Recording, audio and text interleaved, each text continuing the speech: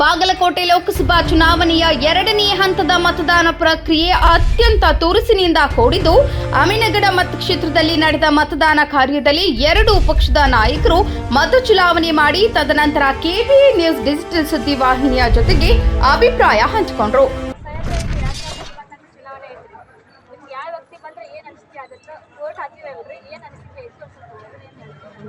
ಮತ್ತೊಬ್ಬರು ಏನು ಆಂತರ ಗೊತ್ತಾಗಲ್ಲ. ಆದ್ರೆ ಈ ಸಲ ವಾತಾವರಣ ಕಾಂಗ್ರೆಸ್ ಫೇವರ್ ಐತಿ. ಇಲ್ಲಿ ನಮ್ಮ ಇದು ಹೇಳಿದ್ರೆ ಕಾಂಗ್ರೆಸ್ಸಿಗೆ ಒಳ್ಳೆ ಪಾಸಿಟಿವ್ ರೆಸ್ಪಾನ್ಸ್ ಐತಿ.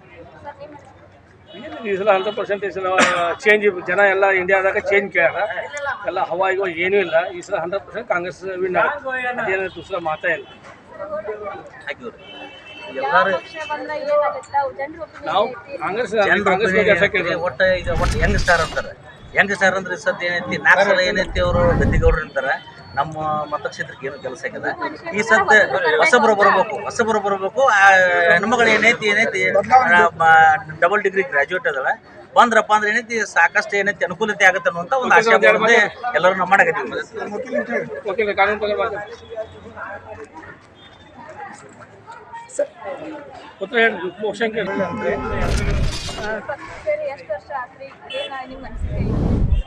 ಪಕ್ಷ ಇದು ನಾವು ಹುಟ್ಟುತ್ತಾ ಏನು ನನಗೆ ತಿಳುವಳಿಕೆ ಬಂದಿಂದ ಈ ಪಕ್ಷದ ನಾನು ಸೇವೆ ಮಾಡ್ತಾ ಇದ್ದೀನಿ.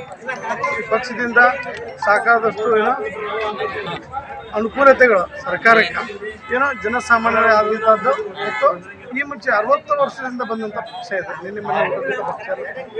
ನಿನ್ನೆ ಮೊನ್ನೆ ಬಂದು ಹುಟ್ಟಿದಂಥ ಪಕ್ಷಗಳು ಈಗ 10 ವರ್ಷ ಕೆಲಸ ಮಾಡಿ ನಾನೇ ಸಾಧನೆ ಮಾಡೀನಿ ಅನ್ನುವಂಥ ಏನೋ ಪಕ್ಷ ಹೇಳ್ತಾ ಇದ್ದಾವೆ. ಅಭಿವೃದ್ಧಿ ಪ್ರಕಾರ ನಮ್ಮ ಸೈಟ್ ಅವ್ರದ ವೋಟಿಂಗ್ ಜಾಸ್ತಿ ಐತಿ ಸರ್. ಯಾವ ಪಕ್ಷ ಬಂದ್ರೆ ನಿಮ್ಗೆ ಅಭಿಪ್ರಾಯ ಏನೈತಿ? ಕಾಂಗ್ರೆಸ್ ಎಲ್ಲ ಅಭಿಪ್ರಾಯ ಹೊಸತನ ಕೊಡಬೇಕು ಅಂತ ಐತಿ, ಹೊಸತನ ಸಿಗಬೇಕು ಅಂತ ಐತಿ. ಆಲ್ರೆಡಿ 4 ಸಾರಿ ಗದ್ದೆಗೌಡರು ಬಂದ ಕಾರಣ ಇವಾಗ ಸಹಿತ ಪಟ್ಟು ತರಬೇಕನ್ನೋದು ಒಂದೇ ರೀಸನ್ ಸರ್.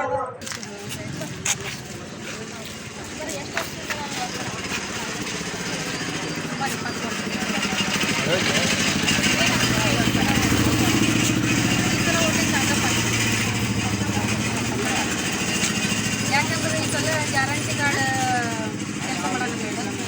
ಮತ್ತು ಸತತವಾಗಿ 10 ವರ್ಷದ ತನಕ ಮೋದಿ ಅವ್ರಿಗೆ ನಾವು ಇದು ಮಾಡಿ ಸಪೋರ್ಟ್ ಮಾಡ್ಯಾರಲ್ಲ, ಜನ ಈ ಸಲ ಚೇಂಜ್ ಕೇಳಕತ್ತಾರ. ಹೌದು, ಚೇಂಜಸ್ ಆಗಲಿ ಅಂತ. ಯಾಕಂದ್ರೆ ಈಗ